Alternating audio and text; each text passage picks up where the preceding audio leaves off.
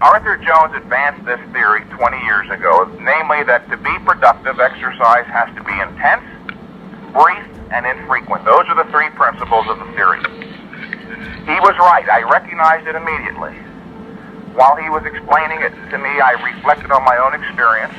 I connected those ideas with other knowledge I already had. I saw logically, in reason, why this was true. But Arthur Jones was missing one bit of crucial knowledge. Let me explain. When he first advanced that theory 20 years ago, he suggested that everybody trained the full body 3 days a week with 12 to 15 sets of workout. Now, compared to everything else being espoused at the time, all other training theories, that certainly did seem brief and infrequent. But here was the one bit of crucial knowledge he was missing. There exists a wide range of variation among individuals with regard to exercise tolerance. Don't you know certain people who don't tolerate exposure to high-intensity ultraviolet sunlight as well as others? That's a genetic trait. Follow me here. All genetic traits are expressed across a broad continuum. The most directly perceivable genetic trait is height. With regard to height, you've got midgets at one extreme and the giants of the NBA at the other. That's a wide range of expression of a genetic trait, from midget to giant. With intelligence, you've got morons at the far left end and geniuses at the far right and everything in between.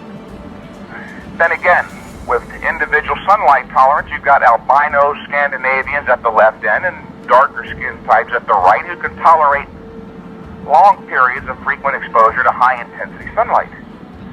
I have the evidence, but don't you think it stands to reason that that same thing would apply to individual exercise tolerance? I have some clients who are only doing 3 sets every 7 days. Till I got them down to that, they were making no progress. That was the one bit of crucial knowledge that Arthur Jones was missing 20 years ago. Yeah, because the theory that you always hear is that it does require hours and hours to look like that. The mistaken premise there is that more is better. And the body doesn't necessarily work that way. If 2 hours or 4 hours a day were good, well, why not train 12 hours a day? Training is a form of stress, and up to a certain point in time, exposing the body to stress can be beneficial. But beyond a definite period in time, it can actually be detrimental.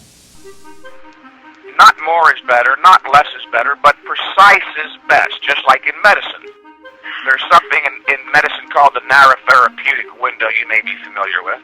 There's a certain amount of medication you take, a narrow therapeutic window, and you'll cure the disease, cure the symptoms.